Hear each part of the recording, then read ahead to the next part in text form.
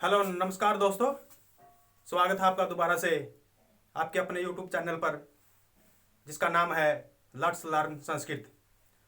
तो दोस्तों, आप सबको पता है हम संस्कृत के छंद करते जा रहे हैं, जिसमें हमने अभी तक 16 प्रकार के छंदों के बारे में जान लिया है।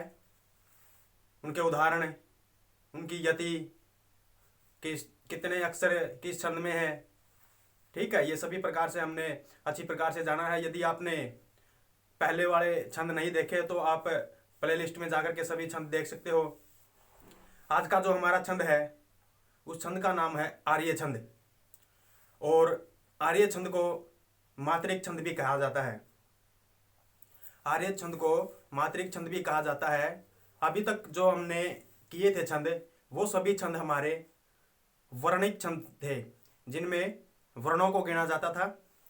ये जो हमारा छंद है इसमें मात्राओं को गिना जाता है, ठीक है। इसलिए एग्जाम में यह भी प्रश्न बन सकता है कि मात्रिक छंद कौन सा है। मात्रिक छंद, ये हमारा मात्रिक छंद है क्योंकि इसमें मात्राओं की गणना होती है। अभी तक जो हमने छंद किए थे वो सारे हमारे वर्णिक छंद थे, उनमें हमने सिर्फ वर्णों को गिना है। इसमें हम मात्राओं को गिनेंगे। गिनने का तरीका सभी वही है। यदि कोई लघु ह्रस्व है तो उसको लघु ही मानेंगे, यदि कोई दीर्घ है तो उसको हम गुरु मानेंगे। और इसमें सिर्फ आपको गण नहीं बनाने हैं, इसमें हमने 3-3 अक्षरों के गण नहीं बनाने हैं। बिना गणों का ये छंद है। इसमें सिर्फ हमें मात्रा ही गिननी है कि कौन से चरण में कितनी मात्रा है, ठीक है। और ये ऐसा छंद है जिसमें प्रत्येक चरण में मात्रा अलग अलग हो सकती है, ठीक है। ये कोई ज़रूरी नहीं है कि पहले और तीसरे में समान हो या फिर दूसरे और चौथे में समान हो। कोई ज़रूरी नहीं है, हो सकता है समान हो या नहीं भी हो। तो इसमें आप देखोगे हर चरण में अलग अलग मात्राएं हैं, ठीक है। अलग अलग मात्राएं हैं। इसमें हमें गण नहीं बनाने हैं, गणों का इसमें प्रयोग नहीं होता है। इसे मात्रिक छंद भी कहा जाता है क्योंकि इसमें मात्राओं की गणना की जाती है। सबसे पहले आपको ये ध्यान रखना है कि जो हमारा ह्रस्व स्वर है, ये तो हम व्याकरण शास्त्र में कहते हैं ह्रस्व स्वर, लेकिन छंद शास्त्र में छंदों में ह्रस्व को लघु कहा जाता है, ठीक है। तो ये लघु होगा। जो हमारा दीर्घ स्वर है, दीर्घ स्वर, इसको व्याकरण शास्त्र में दीर्घ स्वर कहा जाता है, लेकिन छंदों में हमेशा दीर्घ स्वर को गुरु कहा जाएगा। और इसका निशान होता है इंग्लिश का आई और इसका होता है इंग्लिश का एस। ये सभी प्रकार की बातें पहले बता दी गई है। इस छंद में जो हमें गणना करेंगे वो मात्राओं की करेंगे। जैसे मान लेते हैं ए है, वैसे तो गणना हमने इसकी पहले कर ली है, इसको हम क्या मानते हैं, लघु मानते हैं, ठीक है। आ है, दीर्घ है तो इसको हम गुरु मानते हैं। गणना उसी प्रकार होगी। इस छंद में गणना उसी प्रकार है वर्णों अक्षरों की, लेकिन यहाँ यह कह दिया गया है कि इसमें यदि दीर्घ स्वर है तो उसको 2 मात्राओं के द्वारा गिना जाएगा। अब जैसे मात्रा गिननी होती है तो इसको हम 1 मात्रा गिनेंगे, ये लघु है हमारी, 1 मात्रा गिनेंगे। और जो ये दीर्घ है इसको हम 2 मात्रा गिनेंगे। गण बनाने के लिए तो हमें सिर्फ और सिर्फ ऐसे चाहिए था, मान लेते हैं यहाँ ये है तो ये लघु हो गया, ये जगण बन गया हमारा। अभी तक हमने ऐसे बनाया है, जगण बन गया, लेकिन इसमें हमें गण नहीं बनाने हैं, इसमें सिर्फ हमें मात्राओं की गणना करनी है। यदि ह्रस्व में है, यदि कोई लघु में है तो उसको 1 मात्रा माना जाएगा, यदि कोई गुरु में है तो उसको 2 मात्राएं गिना जाएगा। तो ये 2 मात्रा है, ये 1 मात्रा है। इस तरह से इसमें हमने गणना करनी है मात्राओं की, ठीक है। और मात्रिक छंद है, गण इसमें बनाए नहीं जाते, इसमें सिर्फ और सिर्फ मात्राओं को गिना जाता है। ये जो कहता है यस्यः प्रथमे पादे, ये इसका लक्षण है। यस्यः प्रथमे पादे 12 मात्रास्तथा तृतीये अपि। यस्यः प्रथमे पादे द्वादश मात्रास तथा तृतीय अपि। ये कहता है कि यस्या, सबसे पहली बात तो जो ये हमारा आर्य आर्य है शब्द, ये एक स्त्रीलिंग है, ठीक है, स्त्रीलिंग शब्द है ये, इसलिए यहां पर यस्या आया है। यस्या किसके लिए है? ये आर्य छंद के लिए है, समझ गए? आर्य छंद के लिए यहां पर यस्या का प्रयोग किया है। यदि यहां पुल्लिंग होता कोई छंद तो वहां पर उसके लिए यस्या प्रयोग करते, यस्या, समझ गए? यहां पर क्या है? यहां पर स्त्रीलिंग है, ये जो हमारा आर्य छंद है, तो आर्य नहीं, आर्या छंद है, आर्या, ठीक है, आर्या। आर्य तो पुल्लिंग होता है, आर्या, आर्या छंद नाम है, और आर्या स्त्रीलिंग है, इसलिए यहां पर यस्या का प्रयोग किया है। ये कहता है कि यस्या, यस्या का मतलब वह जिस आर्या छंद के, जिसके प्रथमे यानी के पादे, प्रथम पाद में, प्रथम चरण में, ये कहता है कि यस्या प्रथमे पादे, जिसके प्रथम पाद में यानी के प्रथम चरण में द्वादश मात्रास तथा, द्वादश, द्वादश होता है 12। ये कहता है कि जिसके प्रथम पाद में 12 मात्रा तथा और तृतीय अपि, तृतीय अपि का मतलब होता है कि तृतीय चरण में भी, अपि मैंने भी, तृतीय मैंने तीसरे चरण में, यस्या प्रथमे पादे द्वादश मात्रास तथा। ये कहता है कि जिस छंद के प्रथम चरण में 12 मात्राएं होती है तथा तृतीय अपि, और तीसरे में भी, तीसरे चरण में भी 12 मात्रा हो, समझ गए? अष्टादश है, अष्टादश द्वितीय, अष्टादश द्वितीय, ये कहता है कि दूसरे चरण में, पहले और तीसरे में तो हो गया 12-12, अष्टादश द्वितीय, 18 जो मात्राएं होती है वो द्वितीय चरण में होती है। चतुर्थ के पंचदश, चतुर्थ के, चतुर्थ में चौथे चरण में पंचदश 15 जहां मात्रा होती है, सा आर्या, सा आर्या, वह आर्या छंद है। अब जो ये सा का प्रयोग किया है, आपको पता है कि पुल्लिंग के लिए हम, पुल्लिंग के लिए स का प्रयोग करते हैं और सा का प्रयोग स्त्रीलिंग के लिए करते हैं, समझ गए? स का प्रयोग पुल्लिंग के लिए, सा का प्रयोग स्त्रीलिंग के लिए। और अभी हमने बताया कि जो हमारा आर्या छंद है वो स्त्रीलिंग है, इसलिए यहां पर सा आया है। ये कहता है पर जिसके प्रथम पाद में 12 मात्रा हो और तीसरे पाद में भी 12 मात्रा हो, दूसरे में 18 मात्रा हो और चौथे में 15 मात्रा हो, सा मैंने वह, आर्या मैंने आर्या छंद होता है। सा इसलिए आया है क्योंकि स्त्रीलिंग है सा, ठीक है, तो वह आर्या छंद है। अब यहां पर जो आप देख रहे हो, ये अवग्रह का जो दो चिन्ह आए हैं अवग्रह के, वैसे हमने एक संधि की थी एंग पदांता दति, जिसमें पूर्व रूप होता है। यदि आपने नहीं देखी है तो आप पीछे वीडियो में जाकर देख सकते हो संधियों में। तो ये कहता है कि ये दो अवग्रह के चिन्ह कैसे आ गए, और वो सूत्र तो ये कहता है यदि ए और ओ, इनके बाद ए है, ए और ओ के बाद यदि ए है तो ए के स्थान पर अवग्रह का चिन्ह हो जाता है और पूर्व रूप हो जाता है।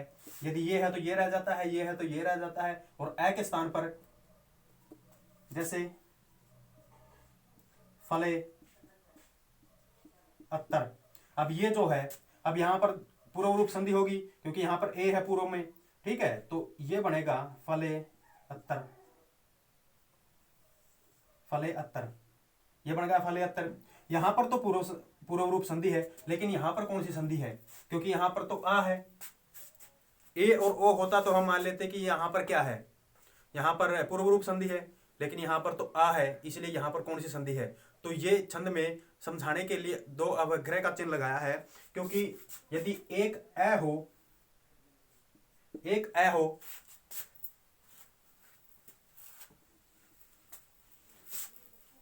यदि एक ए हो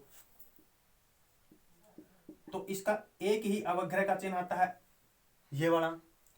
यदि आ हो तो इसके दो अवग्रह चिन्ह आ जाते हैं। ये बताता है कि यदि एक अवग्रह है तो यहां पर एक ए है, यदि दो अवग्रह है तो यहां पर दो आ है। अब इसका संधि विच्छेद करेंगे, सा प्लस आर्या। ठीक है, सा प्लस आर्या। अब यहां पर भी आ है, यहां पर भी आ है, तो इन दोनों के स्थान पर ये दो अवग्रह के चिन्ह आ गए हैं। ठीक है, और यहां पर सा आर्या, यदि यहां पर, वैसे तो यहां पर दीर्घ अक्का सावर्ण से दीर्घ संधि होनी थी, यहां पर दीर्घ संधि क्यों नहीं हुई? उसका कारण ये है, यदि यहां पर दीर्घ संधि कर देते तो हमारा छंद यहां पर अधूरा रह जाता, क्योंकि हमें यहां पर हमारा गुरु शब्द, गुरु भी तो लाना है।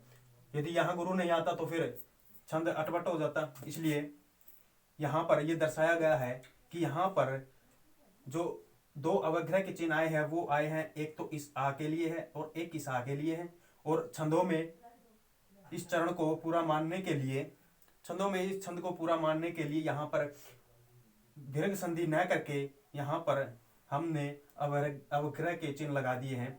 इसलिए यहाँ पर स आर्या ये हमारा शब्द बन गया। ठीक है, तो यस्याः प्रथमे पादे द्वादश मात्रास्तथा तृतीय अपि अष्टादश द्वितीय चतुर्थ के पंचदश स आर्या। ये कहता है कि जिसके प्रथम पाद में 12 मात्रा तथा तृतीय में भी 12 मात्रा हो, तो अष्टादश द्वितीय, दूसरे में 18 मात्रा हो, पंचदश है 15 चतुर्थ के, और 15 में 15 मात्रा होती है चौथे चरण में, सा आर्या, वह आर्या छंद होता है। ठीक है, तो इसको भी समझ गए इसे, क्योंकि यहाँ पर जो यहाँ पर अवग्रह का चिन्ह है, यहाँ पर तो पूर्व रूप हो गया, क्योंकि यहाँ पर ए है, यहाँ पर अपूर्व रूप नहीं हुआ है। और छंद को अच्छी तरह से शुद्ध तरीके से बनाने के लिए यहाँ पर जो दीर्घ संधि होनी थी वो नहीं करके, क्योंकि हमें यहाँ पर दीर्घ संधि कर देते तो हमारा छंद भी यहाँ पूरी तरह शुद्ध नहीं हो पाता, और छंद को शुद्ध करने के लिए यहाँ पर अवग्रह के चिन्ह लगा दिए गए हैं। ठीक है, तो ये कहता है कि सा वह छंद होता है जिसके प्रथम चरण में 12 मात्रा और तीसरे चरण में भी 12 मात्रा हो, अष्टादश द्वितीय और 18 मात्रा दूसरे में हो, पंचदश चतुर्थ के और 15 मात्राएं जिसके चौथे चरण में होती है, स आर्या छंद, वह आर्या छंद होता है। तो अब हम इसके उदाहरण करेंगे, उससे पहले आप इसकी हिंदी। ये कहता है जिसके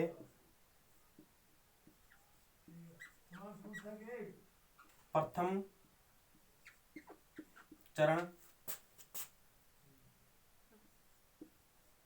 तथा तीसरे चरण में, जिसके प्रथम चरण तथा तीसरे चरण में 12 मात्राएं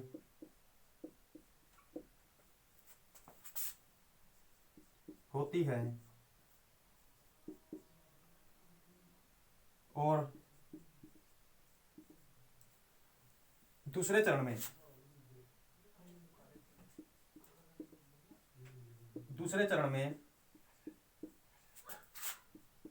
18 मात्राएं होती हैं।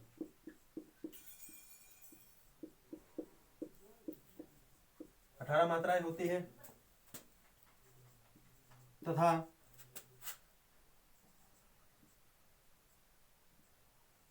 चौथे चरण में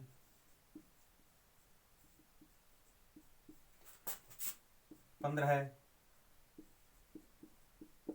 मात्राएं हो, उसे आर्या छंद कहते हैं। आर्या छंद कहते हैं। समझ गए?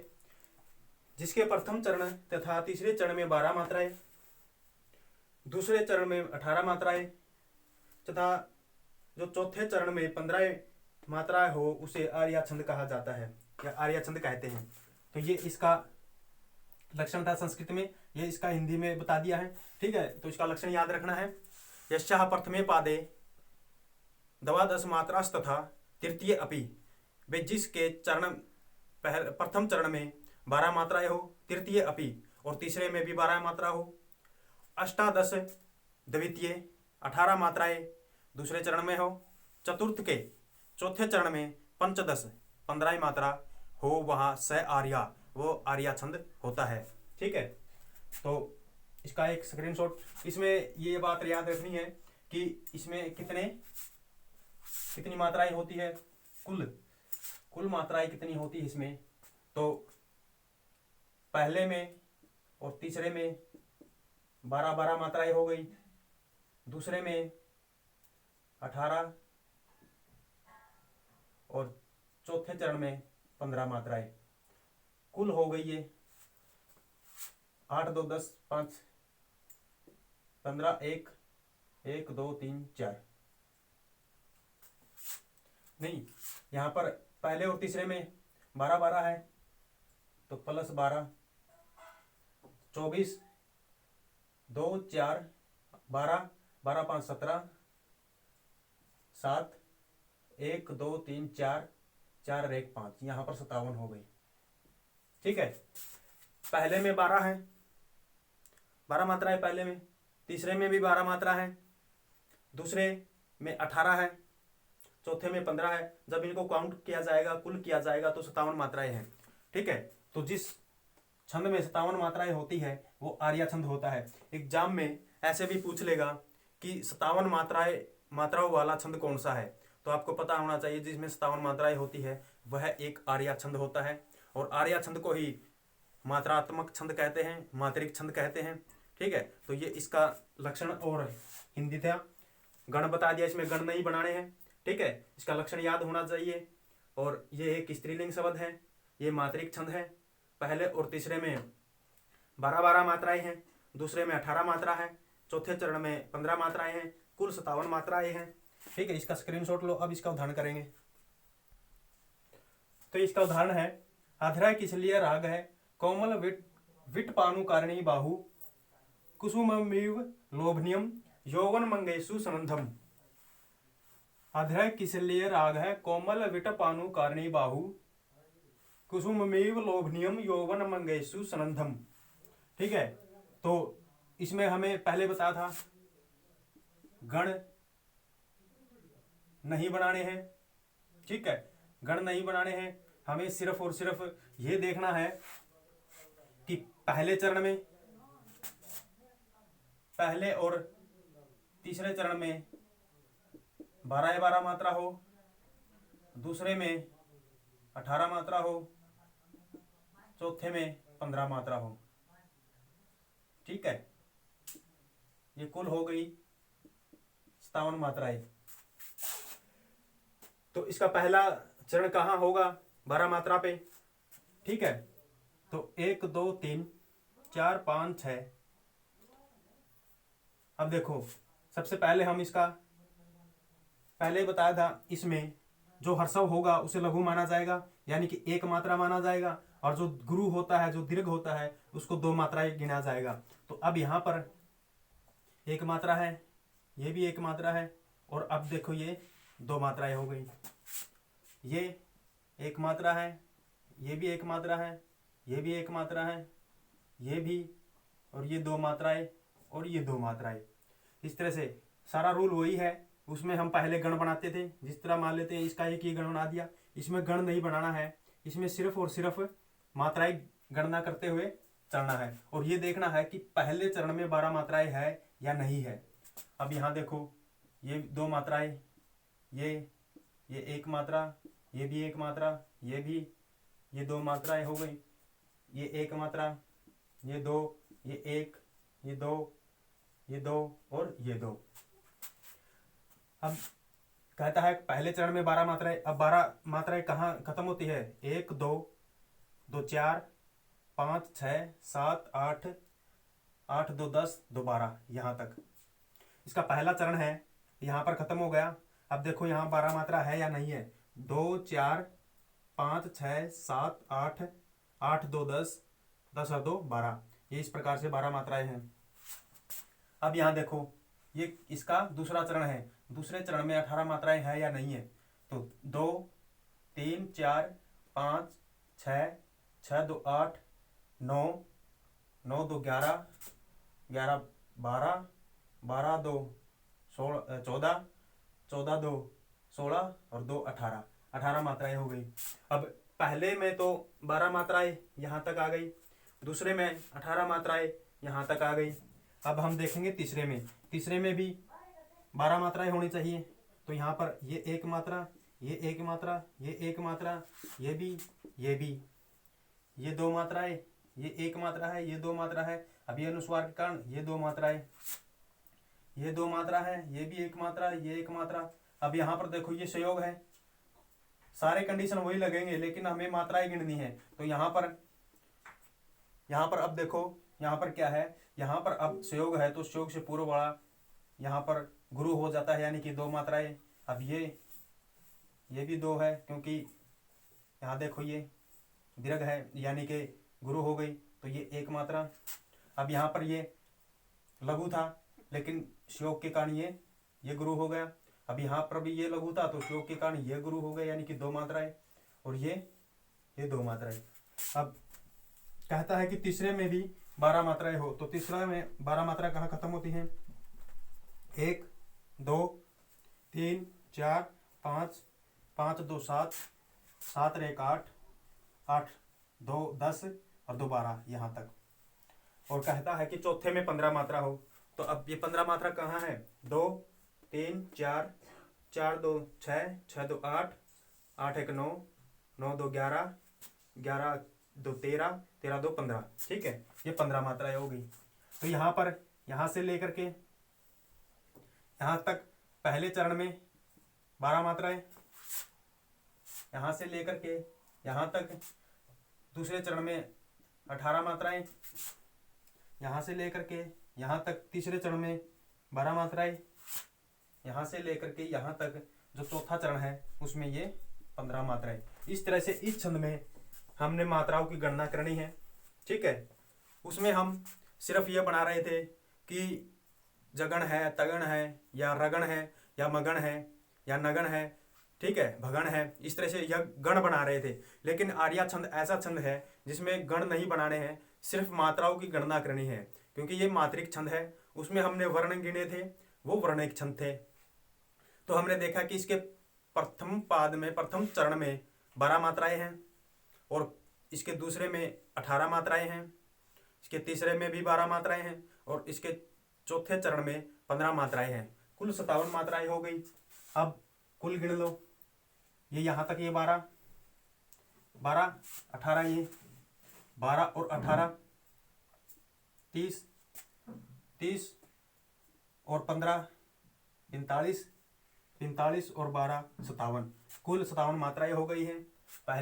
पहले और तीसरे में 12 12 हैं, दूसरे में 18 मात्रा है, और चौथे में 15 मात्राएं हैं। ठीक है, इस प्रकार से हमें गण बनाने नहीं है, इसमें गणों की गणना नहीं करनी है, सिर्फ मात्राओं को गिनना है, और मात्रा इसी प्रकार से निकालनी है हमें।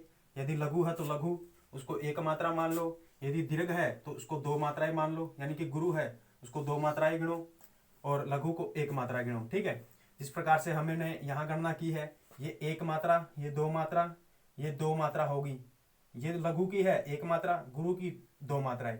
इस प्रकार से गणना करनी है। ठीक है, तो इसका एक बारी मैं थोड़ा साफ कर देता हूँ। अब आप इसका स्क्रीनशॉट ले सकते हो, ताकि यदि आप नोट्स बना रहे हो तो खुद को भी आपको ये बनाने आ जाए अच्छे तरीके से। क्योंकि छंदों में सिर्फ यदि हमने ये निकाल दिया ना कि लघु है या गुरु है, तो समझ लो हमारे छंद कंप्लीट है। ठीक, तो इसका स्क्रीनशॉट ले सकते हो। और आज जो हमारा ये छंद था, मात्रिक छंद, ये हमारा लास्ट था। अभी तक हमने इससे पहले वर्णिक छंद किए हैं, और आज हमारा मात्रिक छंद था। हमारी जो छंद है, छंदों की जो सीरीज है वो समाप्त हो गई है। अब हम आगे अलंकार करेंगे, जो छंदों में प्रयुक्त होते हैं अलंकार, जितने भी हमारे अलंकार है उनको कंप्लीट करेंगे। ठीक है, ये हमारा छंद था। छंद का भी टॉपिक हमारा खत्म हो चुका है, संधि भी हमारी खत्म हो चुकी है। अब हमारा नेक्स्ट जो टॉपिक है, अगला जो बिंदु है वो होगा अलंकार। ठीक है, और यदि कुछ समझ ना आए तो आप कमेंट करके पूछ सकते हो। वैसे कोई बात रही नहीं है जो समझाई नहीं गई है। ठीक है, यदि आप नोट्स बनाते हो तो आप समझ लो कि बेटर हो औरों से, क्योंकि नोट्स ऐसी चीज़ होती है जो हमें सक्सेस दिलवा कर ही रहती है। तो इसका स्क्रीनशॉट लेना है तो आप स्क्रीनशॉट लेना। आज का हमारा इतना ही होगा। धन्यवाद।